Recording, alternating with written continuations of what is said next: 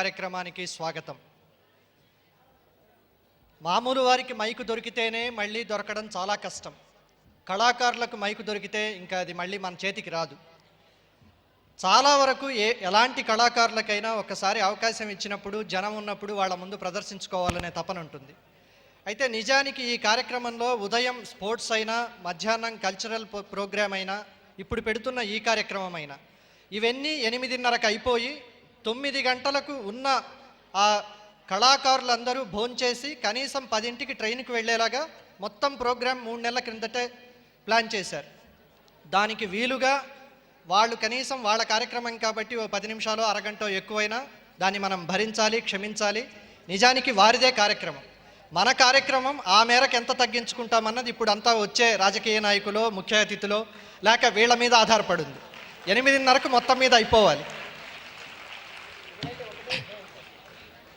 ఇక నిజంగా వైకల్యాన్ని జయించి కళను పూర్తిగా ఈ వేదిక మీద ప్రదర్శించిన ఆ ప్రతిభకు ఒక నమస్కారం చెబుతూ, వైకల్యంలో ఒక చెయ్యో, ఒక కాలో, చూపో, స్పర్శో లేకపోతే ఒకరోజు జ్వరం వస్తేనో, ఒక పూట జలుబు చేస్తేనో మనకెంత బాధగా ఉంటుందో, ఎన్ని ఆలోచనలు వస్తాయో, ఎన్ని పనులు ఆగిపోతాయో, లేక నేను ఇలా ఇంట్లో ఉండిపోవాలి అని మనం అనుకుంటూ ఎన్ని పనులు వాయిదా వేసుకుంటామో. కానీ ఎన్ని అవయవాలు పనిచేయకపోయినా వాళ్ళు ప్రదర్శించిన ప్రతిభకు ఒక్కసారి కరతాళ ధ్వనులతో మనం హర్షం తెలపాలి. చాలేదు. రైట్.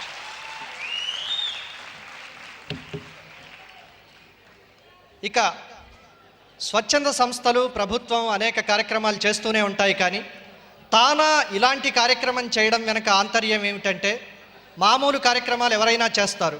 బుద్ధిమాంద్యమో, వైకల్యమో ఉన్న వాళ్ళను ఎంచుకుని వాళ్ళ ప్రతిభను బయటికి తీసుకొస్తూ వాళ్ళకి అంతర్జాతీయ వేదికల మీద కూడా అవకాశం కల్పించడానికి ఎంత దాకా మార్గం ఉందని చూడడం ఒక ఎత్తు అయితే, ఇంకోవైపు ఇట్లాంటి కార్యక్రమాలు మరింత మందికి స్ఫూర్తి కావాలన్నది వారి కోరిక. అందుకే చైతన్య స్రవంతి అని పేరు పెట్టారు. ఇదొక ప్రవాహంలాగా అందరిలోకి వెళ్ళాలి. అమెరికా నుంచి బండ్ల హనుమయ్యో లేక తానా తరఫున ఎవరో ప్రతినిధులు వచ్చి 2 రోజులో, వారం రోజులో ఉండి ఇక్కడ చేయగలరు. కానీ ఆ తర్వాత ఈ స్రవంతి ఆగకూడదు. ఇది ప్రవహించాలి. ఆ బాధ్యతను మనం తీసుకోవాలి. దానికి ఇది స్ఫూర్తి కావాలి. అలా ఏర్పాటు చేసిన కార్యక్రమం ఇది. మన చేతనైనంత వరకు అన్ని అవయవాలు పనిచేస్తూ మనకు 10 రూపాయలు ఉన్నప్పుడు అందులో కొంత ఇతరులకు సహాయం చేయడానికి ఇట్లాంటి కార్యక్రమాలు ఒక చైతన్యం అందించాలన్న ఉద్దేశంతోనే ఇది ఏర్పాటు చేశారు. ఇక ఈ కార్యక్రమంలో బహుశా విశాఖపట్నానికి విమానానికి పొత్తు కుదరదు. ఇక్కడున్నది పోర్టు.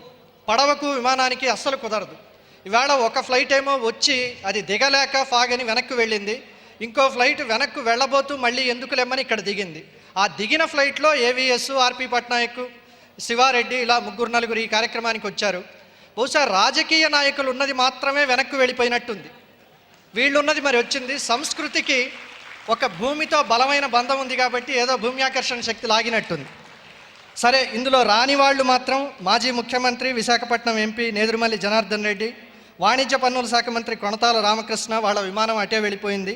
ఇక మిగతా ఇన్విటేషన్లో ఉన్న వాళ్ళల్లో కొందరు రాలేకపోయారు, కొందరు వాళ్ళ సందేశాలు పంపారు. ఇక ఉన్న వాళ్ళల్లో మనకు ఈ ప్రాంతానికి సంబంధించి నిలువెత్తు విగ్రహం, ఎప్పుడూ చదరని చిరునవ్వుతో ఏ కార్యక్రమాన్నైనా ఆశీర్వదిస్తూ, ఏ సమస్యనైనా తనదిగా చేసుకుని ముందుండి పోరాడే కింజరపు ఎర్రన్నాయుడు గారిని వేదిక మీదకి రావాల్సిందిగా ముఖ్య అతిథిగా కోరుతున్నాను.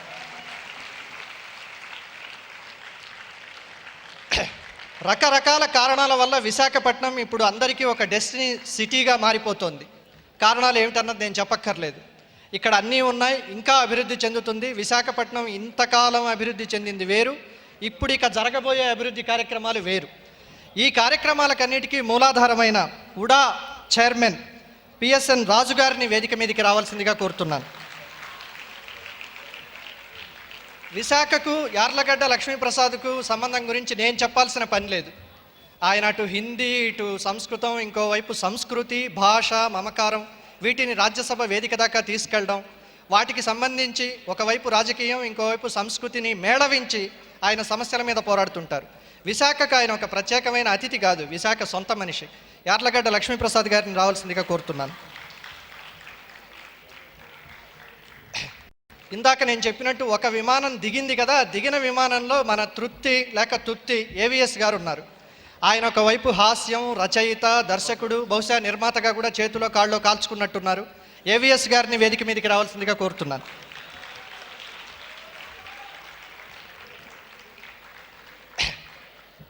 సాగర తీరంలో సంగీత సాగరాలు సృష్టిస్తూ ఈ ప్రాంతాన్ని తెలుగు సినీ కళామ తల్లి దగ్గర ఒక సంగీత పుష్పాలతో అలంకారం చేస్తున్న ఆర్పి పట్నాయక్ గురించి నేను చెబితే చాలా ఇబ్బందిగా ఉంటుంది మీకు. మీ సొంత మనిషి ఆర్పి పట్నాయక్ గారిని రావాల్సిందిగా కోరుతున్నాను. ఈ కార్యక్రమానికి ఆర్థిక సహకారం అందిస్తూ కో స్పాన్సరర్గా ఉన్న Hyderabad Dhatri constructions private limited chairman S Venkateswara Reddy గారిని వేదిక మీదకి రావాల్సిందిగా కోరుతున్నాను. సౌమిత్రి గారు ఈ కార్యక్రమాన్ని చెప్పినప్పటి నుంచి ఈ కార్యక్రమానికి తన వంతు సహకారం అందిస్తూ సౌమిత్రి వెంట నడుస్తున్న ధాత్రి కన్స్ట్రక్షన్స్ ఎండి శ్రీ మంజునాథ రెడ్డి గారిని వేదిక మీదకి రావాల్సిందిగా కోరుతున్నాను. తెలుగులో గజల్ అన్న ప్రక్రియను సొంతం చేసుకుని సినారే రాస్తే దాన్ని పాడడం ద్వారా ప్రపంచానికి చాటిన గజల్ మాస్ట్రో డాక్టర్ గజల్ శ్రీనివాస్ గారిని వేదిక మీదకి రావాల్సిందిగా కోరుతున్నాను.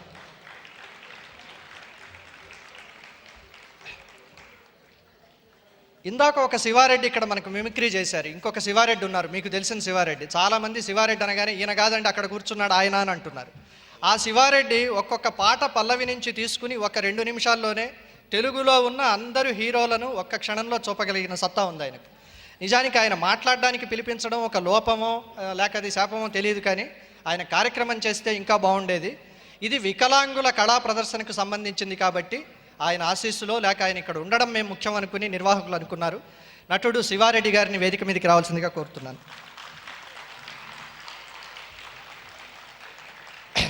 ఇక doctor MSS Koteswararao memorial foundation తరఫున శ్రీ మాదాల రవి గారు, శ్రీ గుమ్మడి గోపాలకృష్ణ గారు, మిమిక్రీ ఆర్టిస్ట్ జీవీఎన్ రాజు, విశాఖపట్నం విజయ డయాగ్నిక్ సెంటర్ ప్రతినిధి Ravi Hajeeb, CMR shopping mall అధిపతి శ్రీ ఎంవి రమణ గారిని వేదిక మీదకి రావాల్సిందిగా కోరుతున్నాను. ఆర్పి పట్నాయక్ గారు ఇందాకే ఒక చిన్న సందేశం ఇచ్చారట. ఇన్ని కుర్చీలు వేశారు, వీళ్ళందరూ మాట్లాడితే తానా వచ్చే వార్షికోత్సవాల దాకా కూడా ఇక్కడే మాట్లాడుతూ ఉండాల్సి వస్తుంది. చాలా పొదుపుగా అనుకున్నట్టు 8:30 లోపే అయిపోతుంది, అయిపోకపోతే మైక్ కట్ చేస్తారని గట్టిగా చెప్పండి, లేకపోతే వాళ్ళు భయపడతారు, వాళ్ళ గుండె ధైర్యాన్ని మీరు పరీక్ష చేయొద్దు అని. ఏమండి? కాబట్టి 8:30 లోపే ఈ కార్యక్రమం అయిపోలేగా ఉంటుంది. కొంతమంది కేవలం మూగ భాషలతో సందేశం ఇస్తారు, కొంతమంది చేతలతో సందేశం ఇస్తారు, కొంతమంది సెకండ్లలో మాట్లాడతారు.